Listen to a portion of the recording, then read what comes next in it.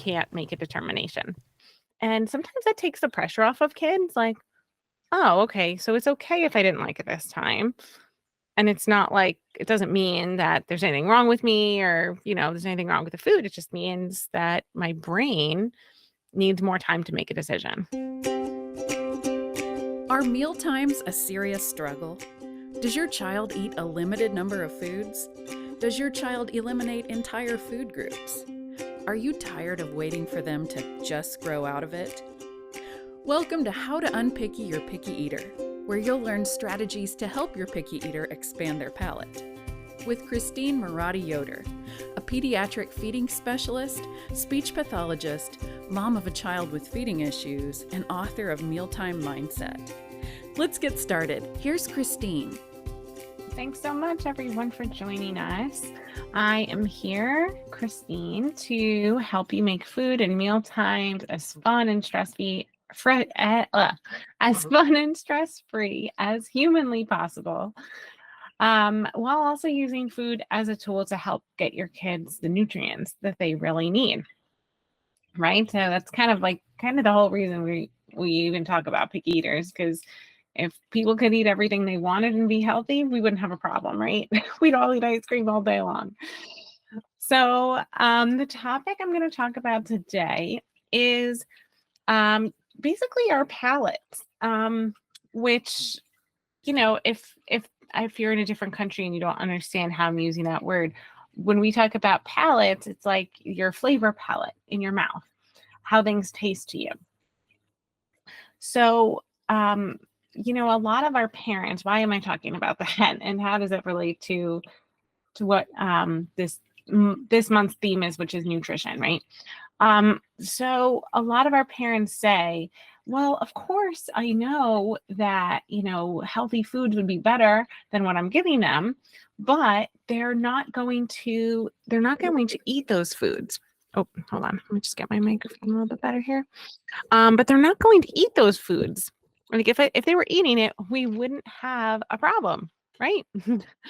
So how do I get them to actually like the food? They keep telling me that they don't like it, right? That's the problem. So that's what we're going to talk about today.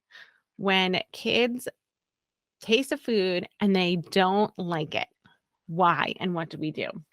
Okay.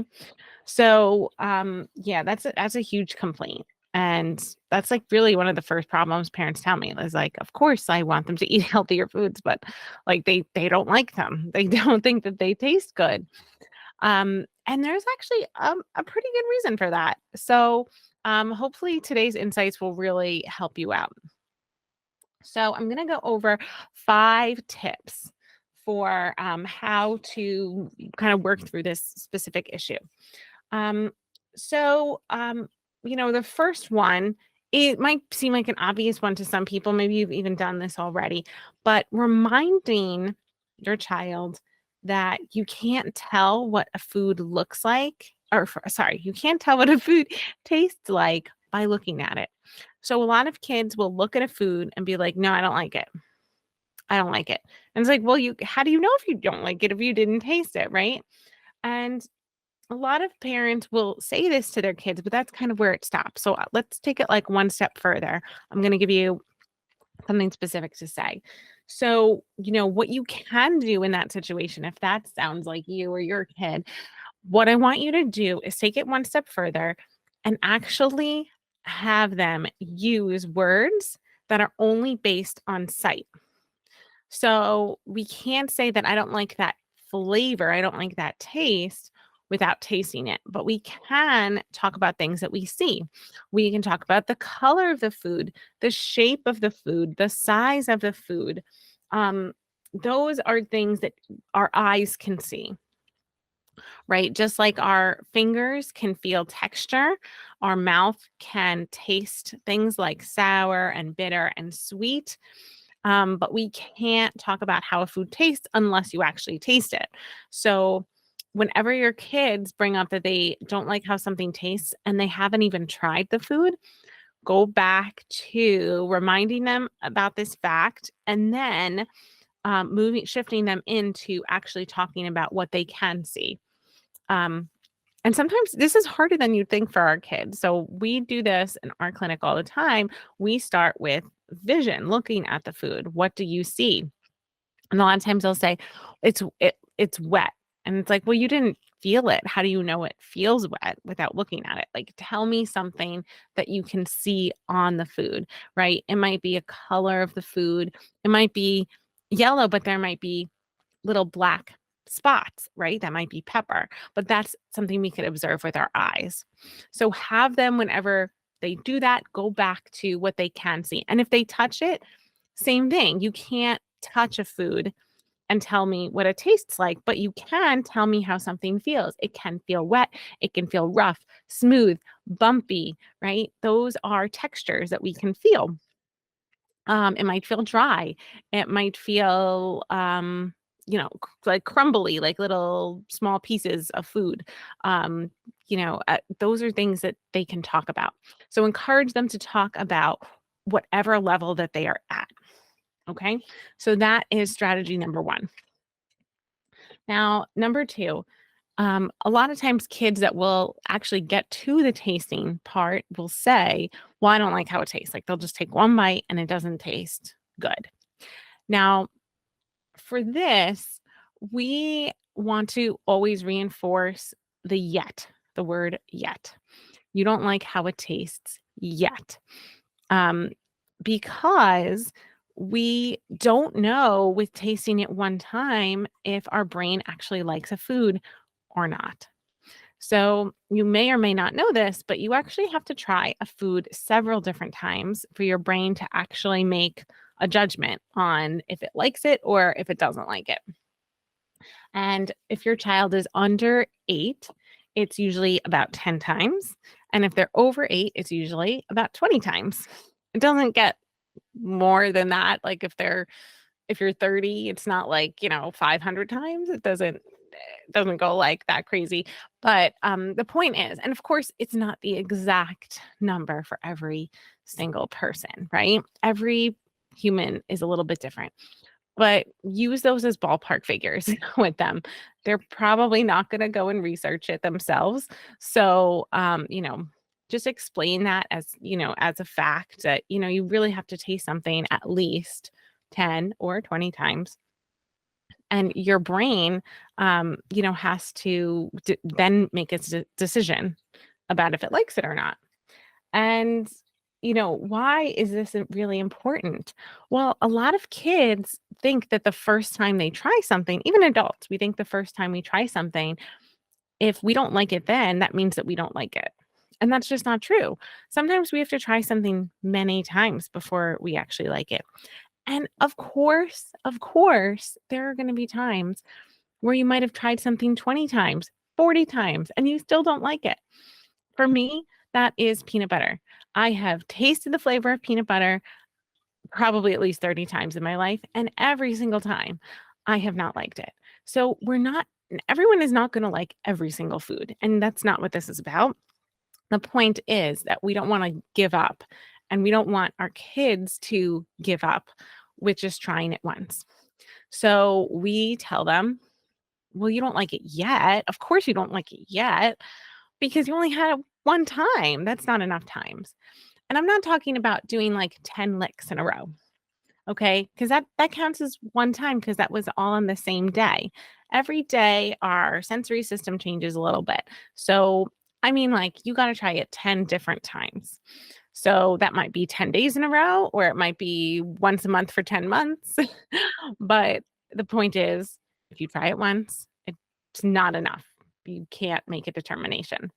And sometimes that takes the pressure off of kids. Like, oh, okay, so it's okay if I didn't like it this time. And it's not like it doesn't mean that there's anything wrong with me or, there's anything wrong with the food. It just means that my brain needs more time to make a decision. So when we take the locus of control from them to their brain, which yes, their brain is part of them, but there's some sort of a detachment from the outcome that is like, oh, it's not up to me, it's up to my brain. My brain's the one that makes the decision, not my tongue. So separating that out kind of defers that control over to someone else. And that does help to a degree. Yes. Um, so that's my tip number two. And I have a few more tips, but first, I want to remind you that if you want to learn more about this topic, or are you finding it super interesting, or you need more support in this area, we do offer one-to-one help. We have free webinars, tips on Instagram. We have courses for parents, and you can find all this on our website at foodologyfeeding.com. But I do want to get into the other tips that we have. So going along with the yet principle, you can do something like a chart. Now, this is not a behavior chart. It's not a reward chart. You're not going to, give them a prize at the end of it. But, if they are, for example, under 8 years old, and it's going to be 10 times. Sometimes, you can make a chart of, let's just say you're doing, I don't know, fruits or something. So you have your fruit chart or your vegetable chart, and you write at the top, maybe like blueberries, strawberries, blackberries, whatever. And it could be something like, if you liked it today when you tried it, you might give it a thumbs up or a check mark or a plus sign, something to indicate it was good. Maybe a squiggly line if it was kind of neutral, you didn't really care either way, and maybe a negative or a thumbs up or a thumbs down or an X if that day you didn't like it. And then at the end of that chart is going to be kind of like drum roll, or like the reveal, like, okay, well, like, what is it? Some days you actually liked blueberries, and other days you didn't think that they were that great. And what is kind of your brain thinking now at the end of the 10 or 20 times? So actually, that's kind of a cool idea. Maybe I'll even make that and put it as a freebie on our website. So definitely check out our website and keep your eyes open for that. Or honestly, our Instagram page would probably announce it before you'd find it on our website. So definitely follow us on Instagram at Foodology Feeding to get that chart. I'll make a note to myself to make that for everyone. That's easy enough to do. So that's just kind of them owning and acknowledging that each time might be a little bit different. So I really would shy away from getting them any sort of prize at the end of that, because then what they're going to do is they're going to try it, and they might say that they like it even if they don't, because they think that that's going to get them the prize. It's not building internal motivation to enjoy the food or the process of learning to like new foods. So you can make it fun. You can do like emoji stickers or whatever, but maybe keeping track, right? Because you're not going to necessarily remember, okay, are we on try number 4 or 6? Like, that's going to be hard to keep track of. But if you have, something up on your refrigerator of foods I'm learning about, that might be a great way to kind of keep track of your food exploration. So that's another tip. And let's see. So another thing that a lot of people ask me about is how people's taste buds change every couple of years. So you might have heard this, that like every 7 years or so your taste buds change. And some people say that that's not the case for them, or it might be more like 5 years or more like 10 years. And again, that's okay, because everyone is a little bit different. It's not going to be 7 years for every single person. So, that is something to keep in mind too, because let's just say you get to the end of that chart for blueberries, as our example, and they decided they don't like the flavor of blueberries. They don't like the texture of it. Something about it bothers them. We don't want to say that that food is off the table for the rest of their lives, right? They might like it a few years from now, even a few months from now, right? We don't know the exact clock date that our taste buds change. So we never want to stop reintroducing foods, because there's a chance that our taste buds have changed. So we can always use that as another phrase or line. I'm just going to try to mute that. A phrase or a line that says, that we're saying, hey, I know you said you didn't like this food, but that was months ago. Our taste buds might have changed by this point. So I think it's worth trying it again. So that's another one of our go-to phrases that you can use when you encounter that resistance.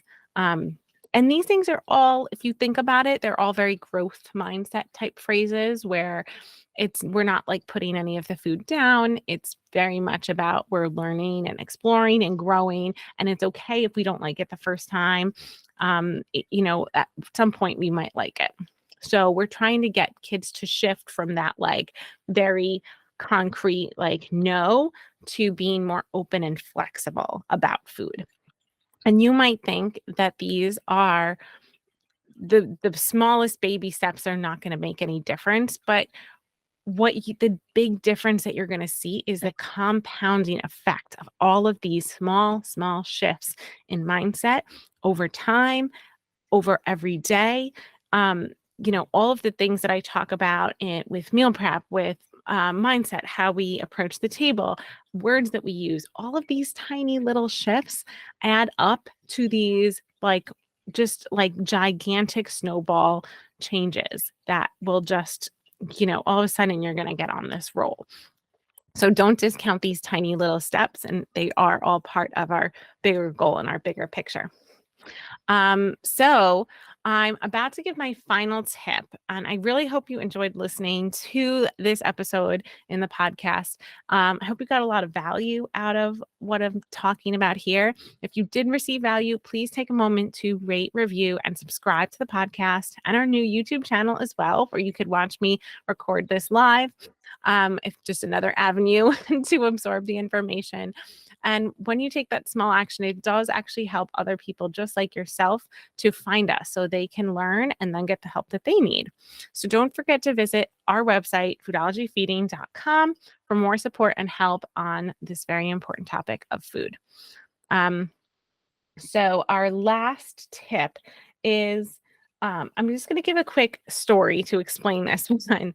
So when we have eaten one type of food or genre of food for a long time, our taste buds will actually kind of start to think about it as like pruning a tree, or people that are more in the science world, how there's like pruning that happens in our brain with when we learn a skill. Other types of things kind of fall away, right? Our brain kind of narrows our focus and kind of puts our energy into what we're trying to learn or do, right? So it's kind of the same with food. If you are always eating the same types of foods, your palate is going to actually become pickier because you're not going to have that flexibility of having those other flavors in your food repertoire. So they're going to just taste weird. They're not going to taste like your current, fairly bland, usually, flavor palette that most of our picky eaters have. It does taste very different. So if you have a child that's very young and you just see them starting to get picky versus a child who has been picky for years and years, their flavor palettes are going to be very different and a little harder to change the longer they've been in that picky state. So, of course, if they're younger, like now's the time to learn all of this information and jump on incorporating more flavors and flexibility. But don't fret if they've been doing this for years, because I'm going to tell you a story. So my husband, when I met him, he had I'd say like a fairly basic, bland palate. Like the foods he ate and the foods I ate were very, very different. And when I would introduce a new food, his go-to was, it's okay. I don't like really love it, right? Um, as nice as he could possibly be about it. But my point is that over time, as I started adding more flavors, it wasn't even necessarily I was putting in lots of different new foods, because it was a gradual process. But again, I would do some of my tips, like I'd shave in carrots or I'd shave in zucchini to different dishes. And making those small adjustments to how I created the tomato sauce, how I made the grilled cheese, they it he started to like it's like his brain started to acknowledge like this new flavor and was starting to get okay with that new flavor. It took time, don't get me wrong, but if you saw him now, what he eats, I mean, it's night and day. But it took us a little bit of time to get there. But it started with taking those small action steps, adding in different flavors, different spices, and just small amounts of those different foods in a way that it wasn't very noticeable at all at first, but it started to change his palate over time because he was able to taste those foods in a way that was very non-threatening. It wasn't like I was giving him a whole new food to try. It was just a slightly different version of what he was already comfortable with. And it made all of the difference in the world in how he approached new foods. So, even, like I said, doing things like spices, adding some spices, like we talk about if you look on Instagram at all the nutritional hacks that I have for you, adding just, that little bit of paprika this time, those small baby steps are going to help shift their palates in a place where they're going to be more flexible and more willing to accept when they do take that first bite of that food. Because I'm going to tell you, if they've been picky for a long time, their palates, they're used to this very specific flavor palette, and anything outside of that is it's not even that they don't like it.